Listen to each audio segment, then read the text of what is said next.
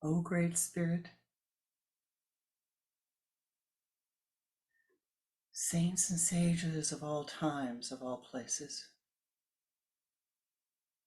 O ye pathmakers of old, gurus of the holy Kriya lineage,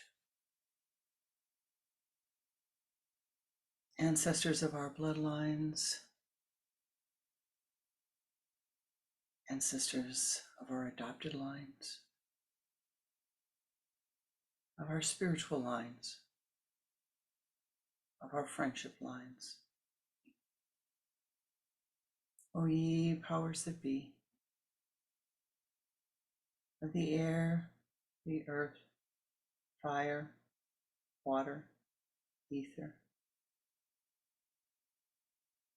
most beloved and precious Ishtatevata, in all of thy names and all of thy forms, the past, the present, the future. Namaste.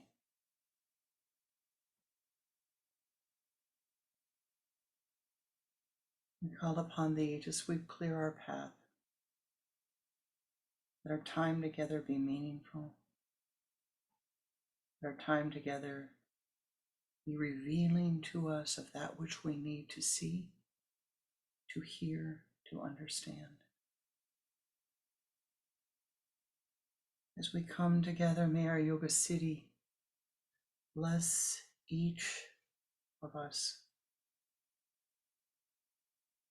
and may we in turn become an ever greater blessing unto all of those who enter our aura.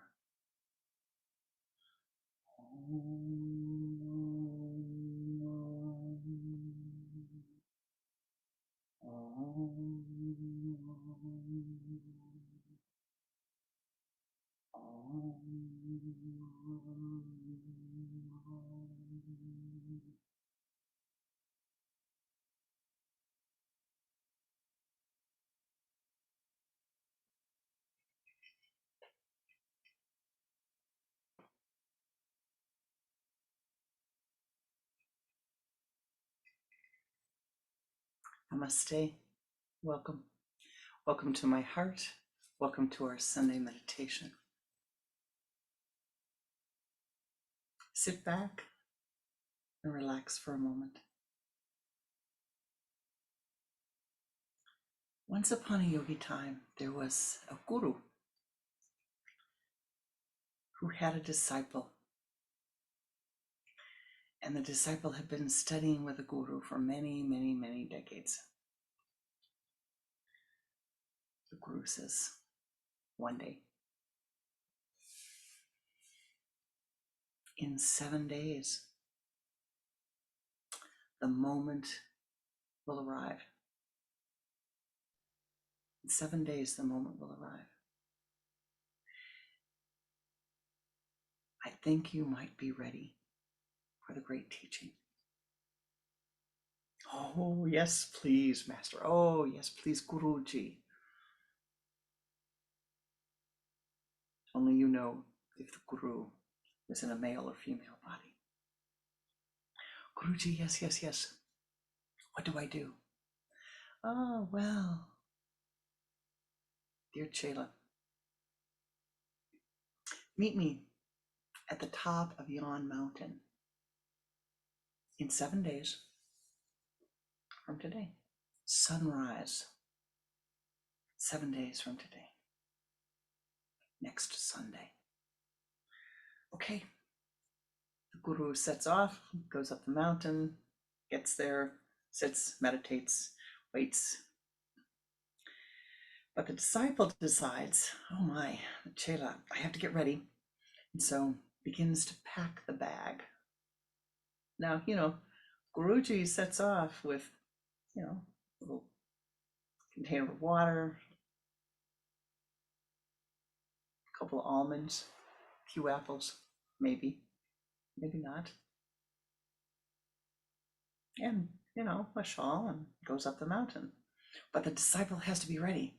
So they get the rolling bag out and they put in everything they can conceive of. Well, it might rain. I better put my rain gear in. Well, it might be cold. I better put my cold jacket in. Well, it might be too hot. I better put my fan in. Before you know it, they've got a full rolling bag.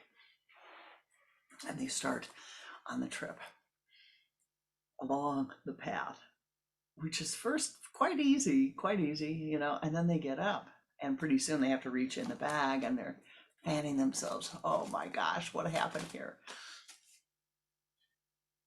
They get very hot. The road gets very rough. The Guru said, meet me at the top of the mountain. Guruji did not say that there was a paved road to the top of the mountain that you could ride in your air conditioning car. The Guru says, get to the top of the mountain. So disciple gets smart, starts tossing things out. But we're already on day 4, right? And it's only a quarter of the way up the mountain, and so it's not going so hot. Well, he comes to a river.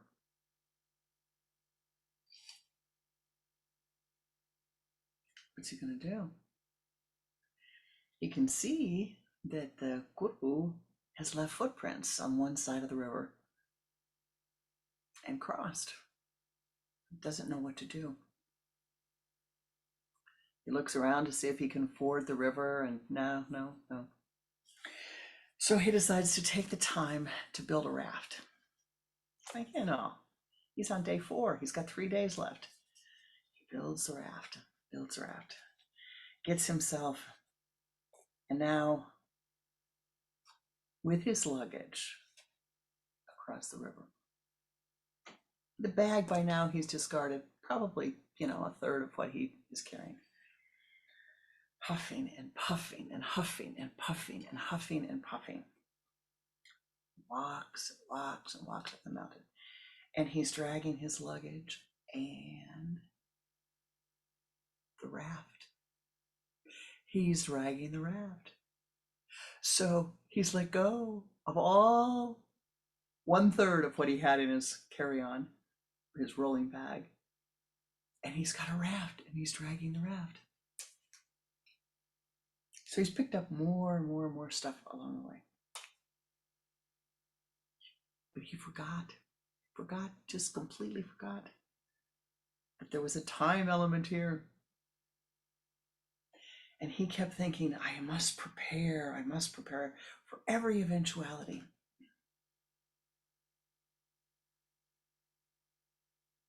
It's more important to prepare than to pay attention to the time, he's thinking. And in the way of discipleship, he just kind of missed the mark. So, guess what happens? Midnight on day 6.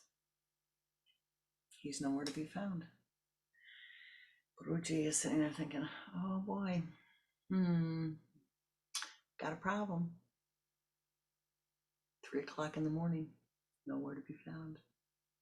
4 o'clock in the morning, nowhere to be found. Sunrise, 5:48. Guru is sitting in meditation. Disciple, nowhere to be found. And the heart of the Guru is very sad.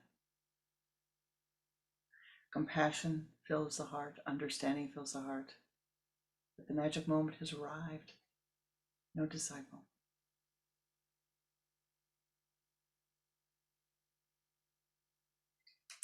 The Guru does its meditation, prayers. Dusts off the feet, put on the sandals, and begins to walk down the mountain. After walking for about 6 hours, the Guru hears, oh,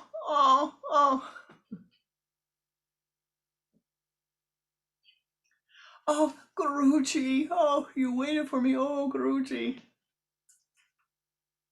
What is this? What do you have here? Well, I ran into a river. I could see you crossed it. I didn't know what to do, so I built a raft. Yeah, you built a raft. Yeah. What's it doing here? Well, I thought I might need it.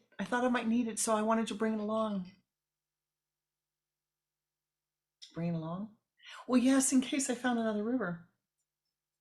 Oh, what's this? What's this? This thing on wheels you have. Oh, that's my rolling bag. I had to have my water and my rain gear and my cold weather gear and and and and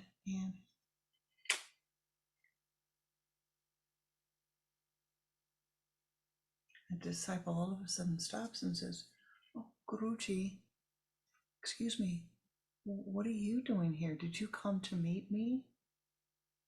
And the Guru opens his arms and says, "Ah, my beloved Chela, you missed the window. You missed the time. You missed the magic moment."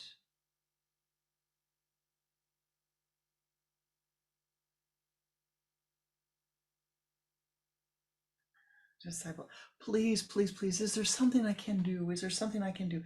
Can't we do it here? Can't we go back up the mountain together? I promise, I promise, I promise.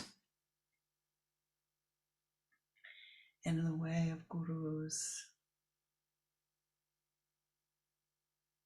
he put his arm around the disciple and said, "Nah, don't worry. You missed the magic moment. C'est la vie. Another time will come. Not this lifetime, the next lifetime, or the next time after that. And at that time, perhaps you will remember. You don't need your rain gear. You don't need your hot weather gear. You don't need your fan. You need to be there at the right time, in the right place, in the right way." The disciple lets go of the raft, lets go of the rolling luggage, and follows the Guru down the path back to the ashram.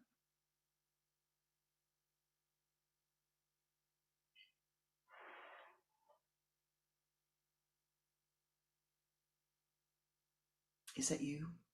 Is that me? Our whole life is a life of preparation. Everything that we do is preparation.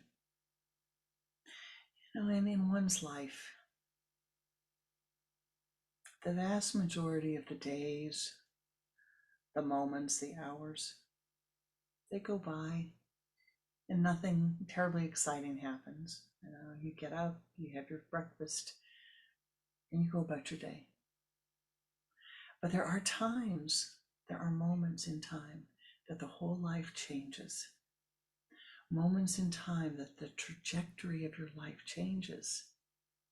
Moments in time that we must prepare for. Now, you know this. Think about when you were a child. There was an order to what your parents taught you. There was an order to how you learned to live upon the earth. I think some of us are still learning how to live upon the earth. I know certainly that I am learning how to live upon the earth in different times, in different ways, in different circumstances. What is the preparation for? And what guides your preparation? What guides you?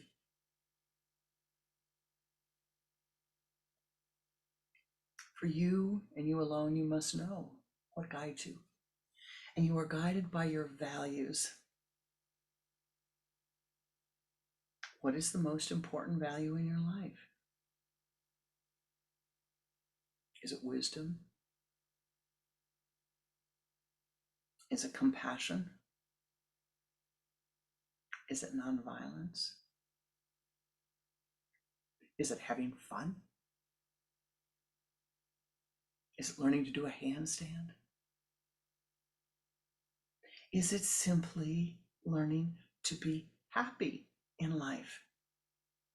Happy. Is your greatest value learning to be happy? And what is being happy? It is being able to accept this moment as it is and find the joy and the beauty and the wisdom and the understanding in this very moment, the santosha in this very moment.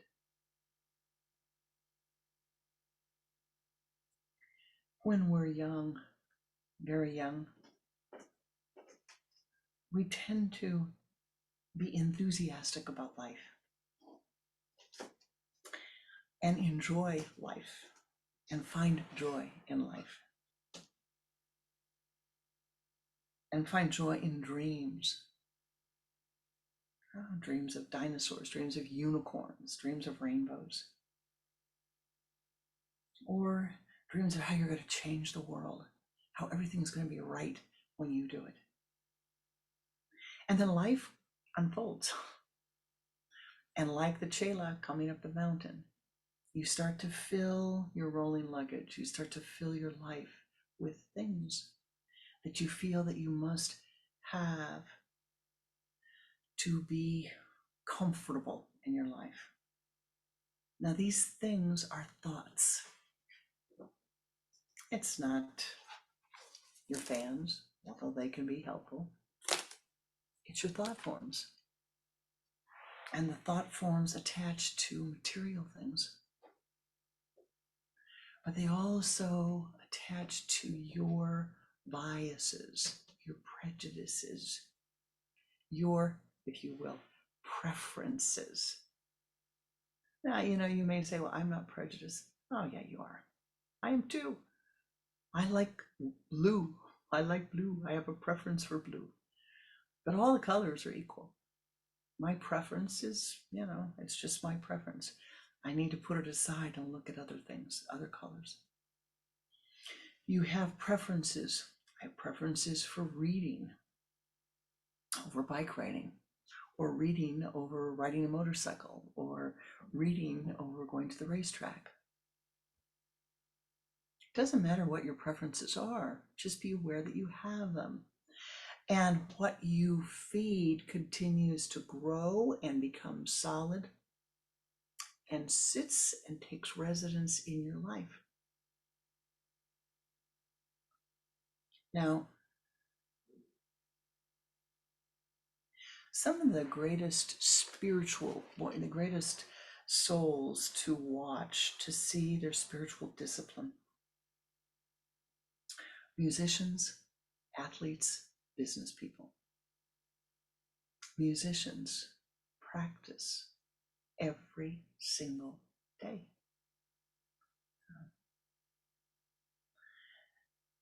There's a great pianist, and he was asked repeatedly, how did you get to Carnegie Hall? How did you get to Carnegie Hall?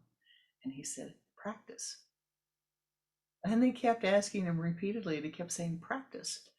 How did you play that Brahms? Practice. How did you get to be such a great pianist? Practice. Practice, practice, practice. Talk to a singer. How could you sing that lieder, that Schubert lieder? How could you sing that? Oh my gosh, how could you sing that beautiful aria? Practice, practice, practice. How could you play that guitar so beautifully? You ask Eric Clapton, practice, practice, practice. You think of the great Olympians, and really it's wonderful to see practice, practice, practice, and to recognize that something that looks so simple, so very simple when it's done smoothly, is done as a result of hours and hours and hours and hours of days of preparation for the right time, the right moment, the right place. Right time, the right place, the right circumstances. Business people, why are they to be observed? really people who are at the highest levels of business have self-discipline. They have a single-minded goal, whether you like their goal or not. Their goal is to build a big business. They put all of their effort into that, all of their effort. Now, spirituality is not about anyone else judging your effort or where you place your effort. It is about you. Mysticism is about you and you alone having a primary experience in your life. Mysticism, mystical path, the path of Kriya, is about you and your direct experience. It's not about me. It's about me and my direct experience for me, but it's not about me telling you. It's not about me telling you, oh, you should spend your life doing this. No, no, no, no, no. It's you. God is not going to come down, forgive me, and tap you on the shoulder and say, oh, Swamiji, I wish you would be doing that. No, no, no, no, no, no.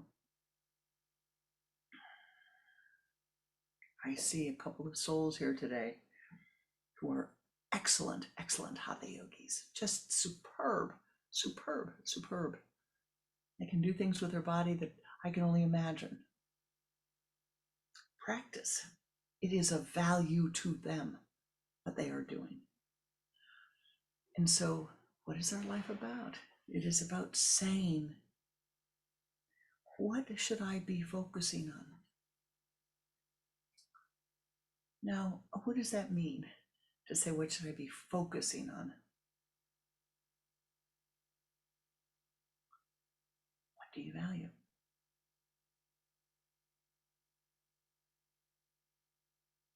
My guru, Swami Pranananda,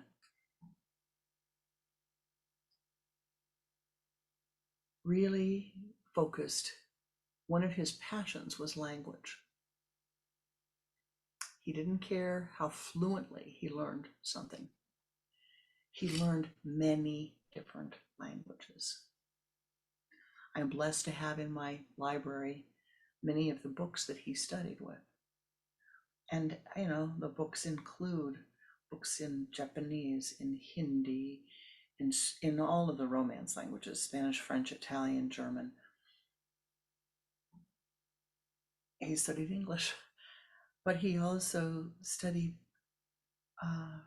Mandarin,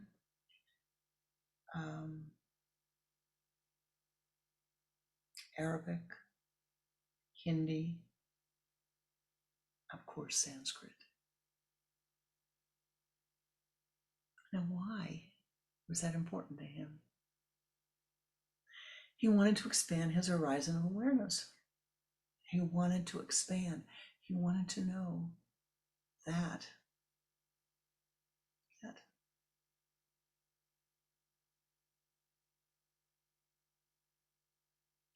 Why is it that when I go to China, I say Chen Wei when I call the woman by her name? Her name is Chen Wei. Never just Wei or never Chen, but if anything, it would be Chen first. And what does that say? Chen, her family name, comes and she is linked to her family name, Chen Wei. Oh, that's very different than when you go someplace where the first name is first. And so one needs to say, all right, what am I trying to learn? What am I trying to see? What do I want from my life? And what am I doing? What can I do to support that, to vivify it, to strengthen it?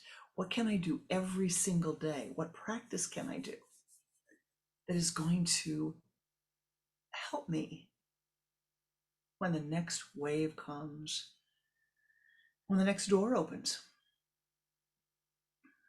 when the next opportunity comes, when the next challenge comes? What do you need to do?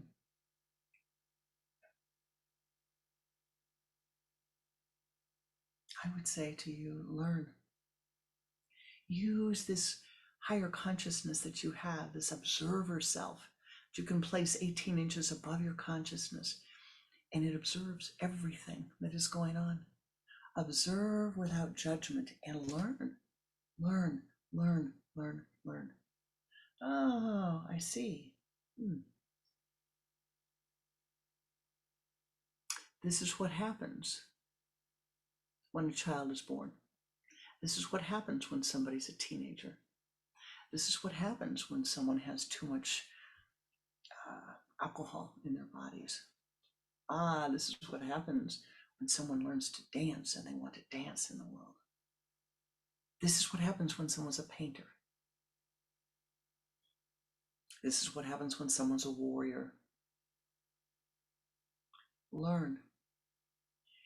When we learn from others, when we learn from life experience without judging, we don't have to have that experience. You have mystically, you can have primary experiences by seeing. Oh, I see. Now, what have I learned by that? Not what did they tell me? Not what are they telling me to believe? But step backwards and learn. To find and prepare for the next great experience, study history. Your history. Your history. The history of your life, the history of your family, your history. And if you're very, very smart, the history of your culture. If you're very wise, the history of your culture. And really, really wise, the history of all cultures. Become a historian. You will learn and see tremendously. And your mind will begin to detach. Oh, yes, I see. Yeah.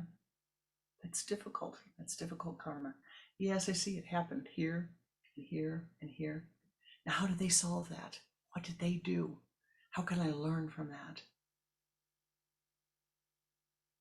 We must learn the skills that are going to be needed in the future. And truly, what the mystical path says is that if you learn it, the skills that you need, if you learn from direct experience,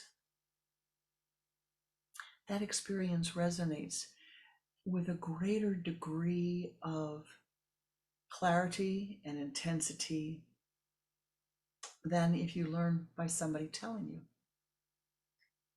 You know, my beloved, when you listen to what others say to you and they say, well, you know, the grass is green, or, you know, even better, you know, you say to a person whose eye receptors are red-green colorblind, and you say, oh, isn't that red tree beautiful, beautiful?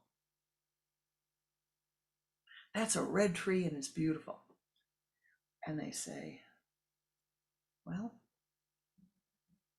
it looks brown to me. No, it's red, it's red, it's red, it's red. And you have these conflicting opinions, conflicting direct experiences. And so what is to happen? You know, are they to say, okay, you're right, it's red, call it whatever you want?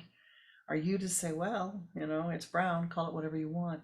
Or can you step back and step up and say, oh, they have a different view. They have a different perspective. I need to understand that also.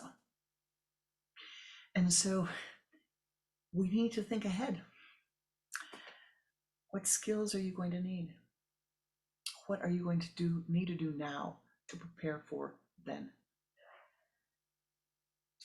My guru always emphasized in his teachings, and I guess I don't remember to do this as much, but he always emphasized the importance of taking care of your earth prana. Your earth prana, your dollar bill wealth, your yen wealth, your euro wealth. He always said, you know, when you make your paycheck, when your paycheck comes in or whatever, first put money aside, $1, you know, a euro, a rupee for you, for you. Save it for the future. And then you have a rainy day fund that you put together. That may be another $1. And then you start in sequence to take care of your daily needs, the soybean bacon, the roof, etc. But always, always, always, always, he always said, first there's $1 there for you, and then there's $1 there for an emergency fund. Why? That $1 there for you is for the future, for when your body can no longer work and you need to take care of yourself. And do not be like these souls. I have met many, who say to their children, well, when I'm old, you're going to have to take care of me. Oh, netty, netty, netty, netty. Stand on your own 2 feet. Prepare now to take care of yourself as it will be needed in the days, months, and years ahead. What do you need to do now? Become more content. Become happier.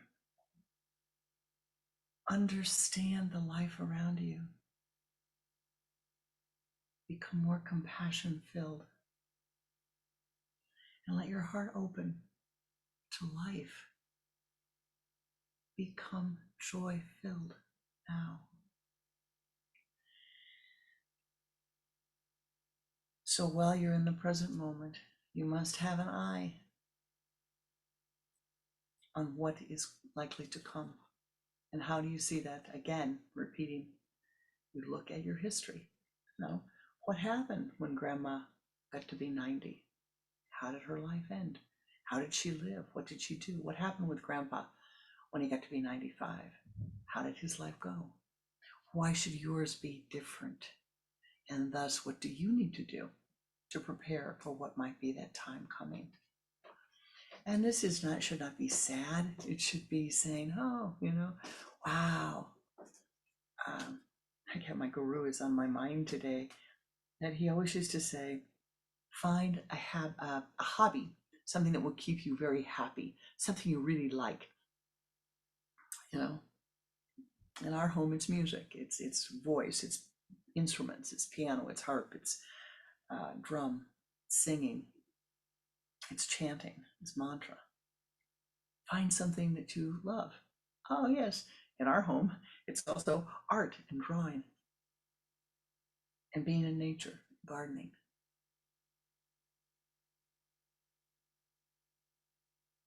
But find something that brings you joy now. Begin to do it now. So when you reach that time in your life that you have more time, you will have something that you will find great joy in, and you can feed it. You can feed it, and you can feed it. Don't wait until then. Don't wait till that door opens. Start now and build it. Build it, build it, build it, build it, build it. Build those positive, joyful things in your life now. Find something that you enjoy and do it now. And then as time rolls on, you will have built it and built it and built it and built it and built it and built it until it will envelop your life and be of great support and joy to you during the waves, during the rocky times, and during the times when your life is sweet and filled with sweetness and filled with joy and filled with wonder. For this, my beloved, is a place. This planet is a beautiful, beautiful place. It is a garden of God.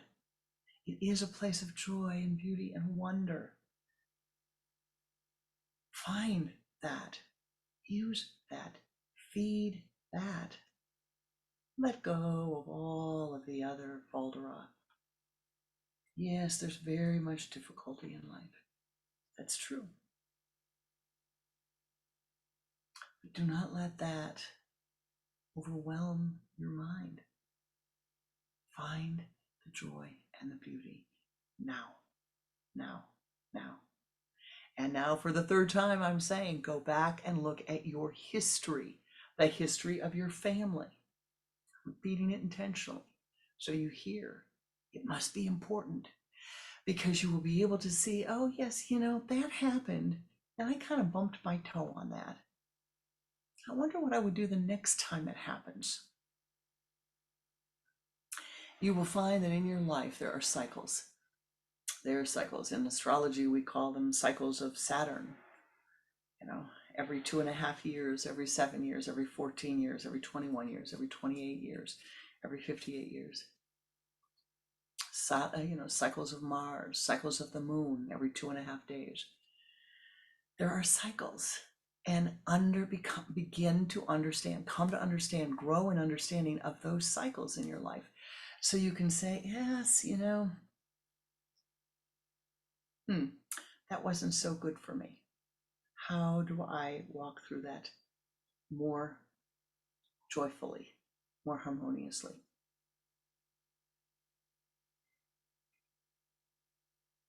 One very simple practice I will give you, and then we will go into meditation. Make a chart for yourself. Chart the moon, the movement of the moon through the 12 signs of the zodiac. You can find something online. It's very simple. The moon moves every 2.5 days. So it will be in, Aries, Taurus, Gemini, etc. And all you're trying to do, you make a calendar. How do I feel when the moon is here? How comfortable am I when the moon is here? Now you're going to find a surprise. There's going to be 2 days out of the month, 2.5 days, where you are going to feel absolutely beautiful. Without you knowing why, people will say, oh, you look great today. How are you? Just look great today. And everything will be harmonious. You will feel very, very, very joyful and very good. You have to find for yourself what it is that you are, what days bring you joy. What's that? Where does it move? Where's the moon on those 2.5 days? Interestingly enough, you may find, I have found, there are 2.5 days of the month that are kind of a little harder, a little more stress-filled. So what do? You prepare. Oh, yes. I need to be sure that I'm extra strength, extra energy, extra vitality in these 2 days, because they're going to be a little rougher. Don't schedule anything terribly important when the moon is here. It's all for you to discover for yourself what is most joy-filled, what is the best time for you, and how to prepare and what to do for that time. And so what I have said to you is, don't bring along too much garbage. Don't bring along too much luggage. Don't bring along too much stuff. The problem the disciple had is that they filled their luggage with all their biases and prejudices of the past.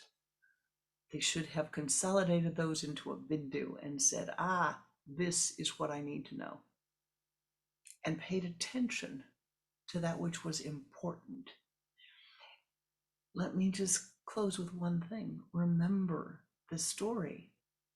What was important was to arrive at the right time. Now, if that disciple had been wise, that disciple would have been there the day before, at least the day before, not walking up at sunrise, and certainly not being a day late or 2 days late. But the problem we all have is we forget what is important in our lives. And we get caught up and swept up in many, many, many things that are very, very, very unimportant.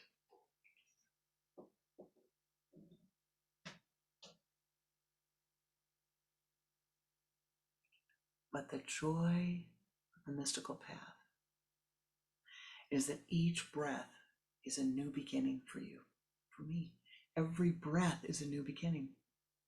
So if you miss the opportunity,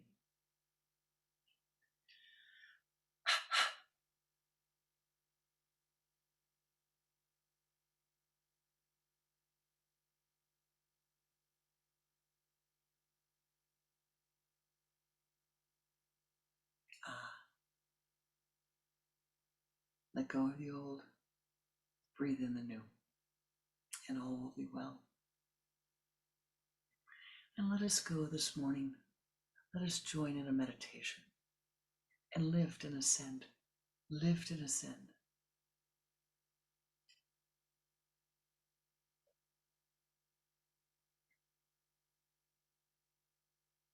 Turning your head to the left with a double exhalation. Bring your head back to the center.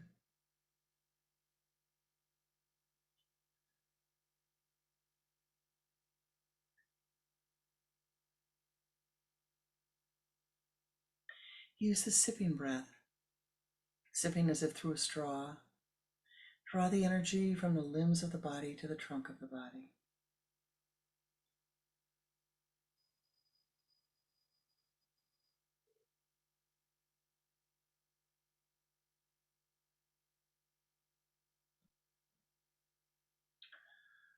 From the trunk to the spinal column.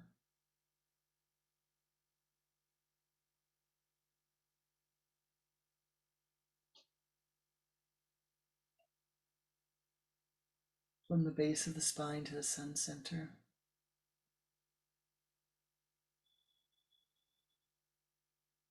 Move that energy out as a golden ball of light out in front of you. And sweep around to the left, encasing your entire being in this golden light. And do this 2 more times.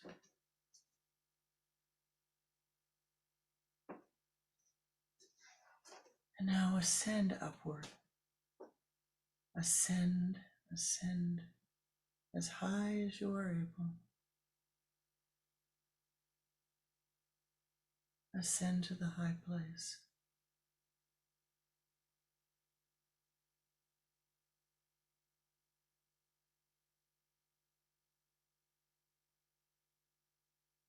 In front of you, you see a path.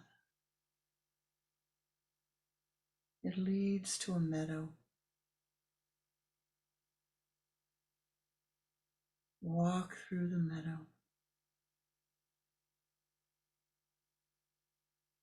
Hearing and seeing all of the birds.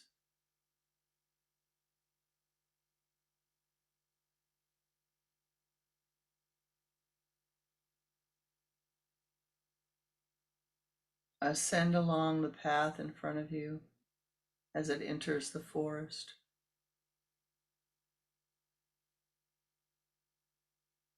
Walking through the forest. See the light dappling through the trees.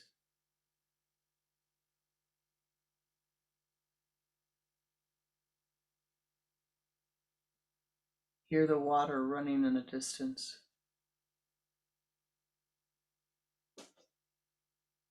Ascend upward.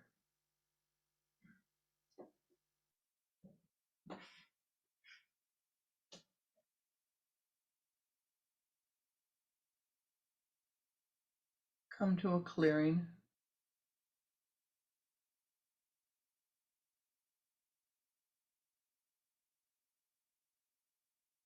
There's a beautiful shrine in front of you.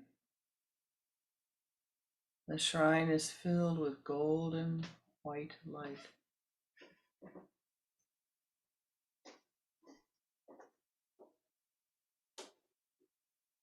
It is radiating from the shrine.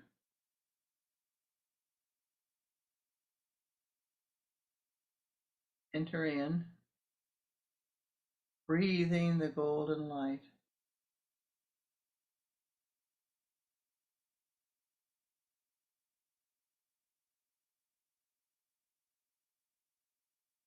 Walk to the back of the shrine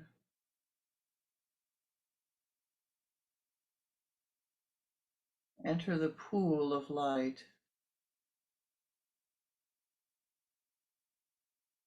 and walk back towards the waterfall.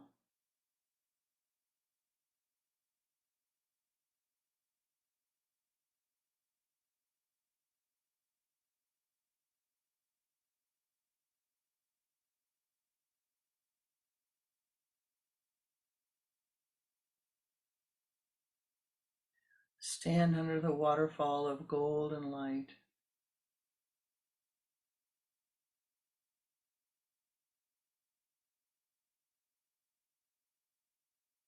Feel it pouring down upon your crown center, over your body, through your bodies, into every part of your being. The light pours upon you.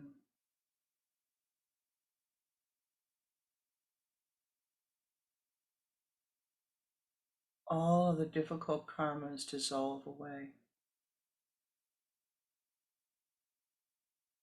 Difficult past experiences dissolve away. The difficult present concerns, worries dissolve away.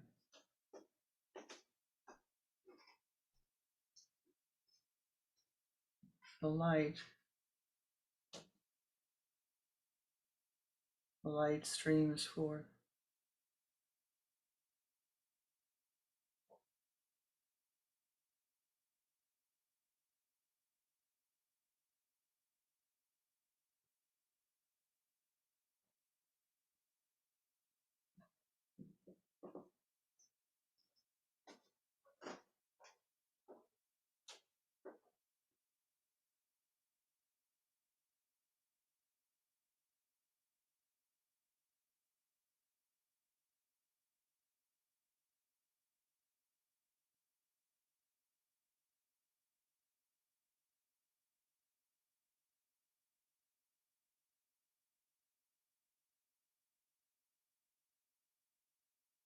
Feel yourself vivified, filled with the light. Your body may begin to ascend on its own.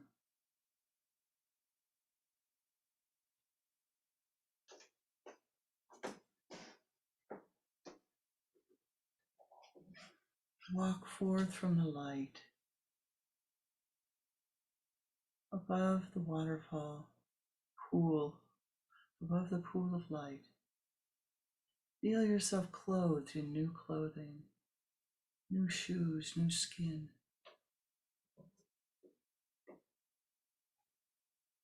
Healthy, well, vitalized.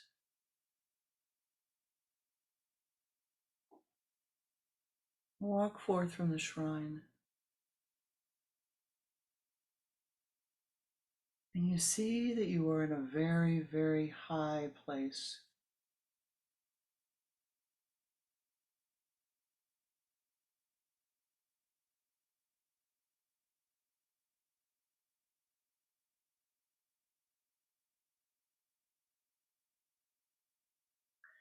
And in front of you is a magical, transformative mirror, a mirror of life.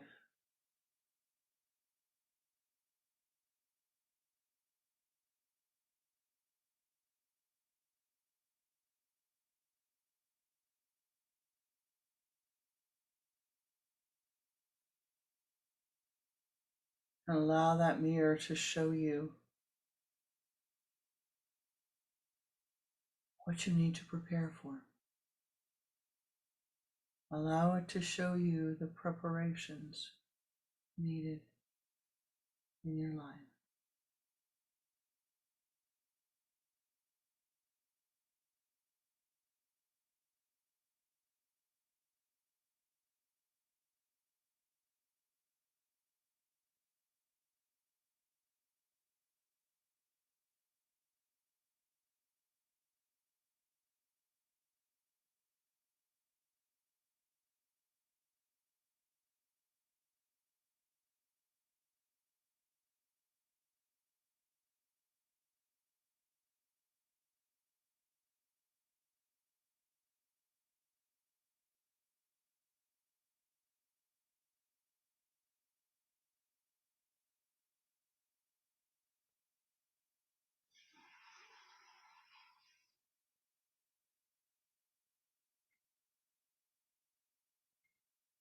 Breathe in the light and allow it to fill your being.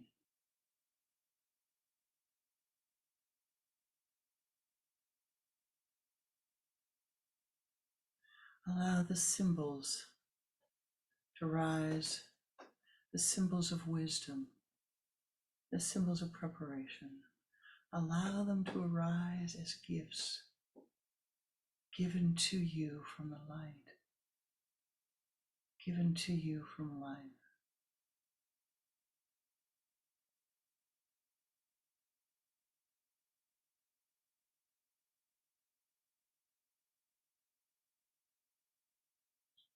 Breathe in the wisdom.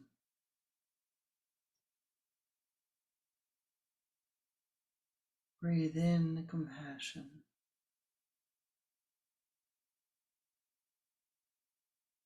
Breathe in nonviolence.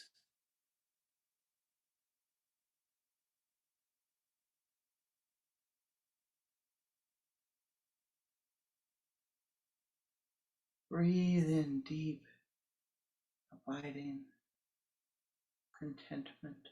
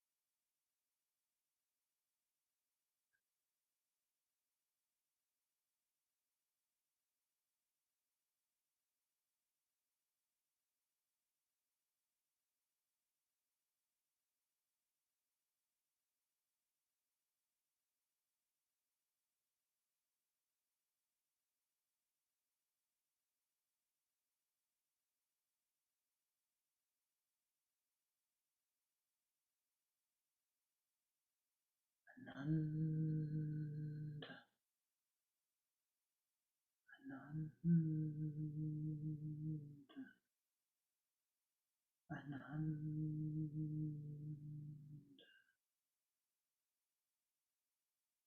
Open your mind, open your being to the golden bliss of Ananda pouring forth upon your crown centers, pouring down to you from all of the bliss realms. Om Ananda, Om Ananda, Om Ananda,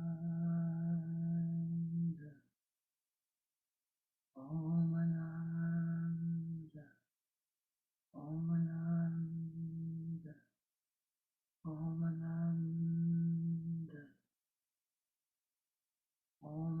Ananda, Om Ananda, Om Ananda, Om Ananda, Om Ananda, Om Ananda.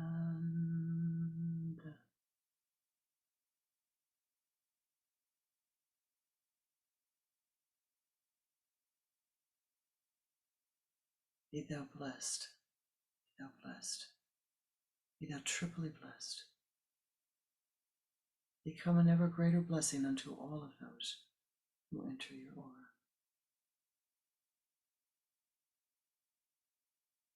Hold on to the sweetness of this moment as you walk through the next breaths of your life, returning again and again and again,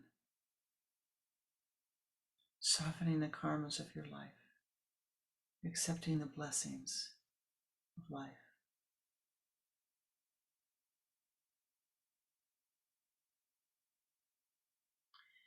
Dhyanam Guru Murti, Pujamulam Guru Padam, Mantramulam Guru Vakyam, Mokshamulam Guru Kripa, Mokshamulam Guru Kripa. Om Namah Shivaya Gurave Satchitananda Murtaye Nishprapanjaya Shantaya Niralambaya Tejase Om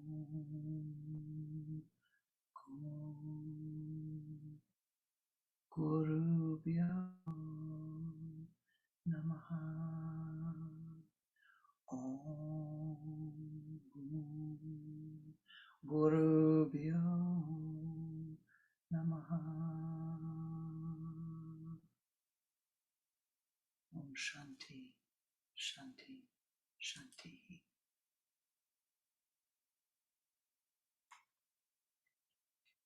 As always, I thank you for the blessing of your presence, for all that you bring to our meditation.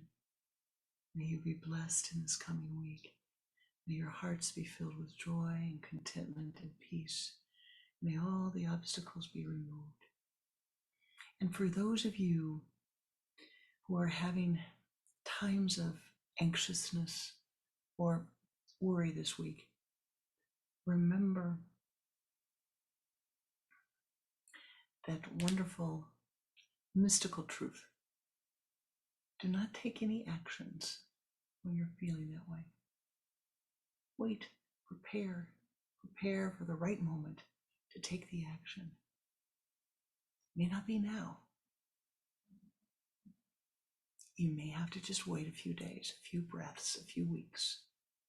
It's fine to prepare. Don't act when there's anxiousness. Breathe. Namaste. And thank you. Thank you for the blessings of your presence.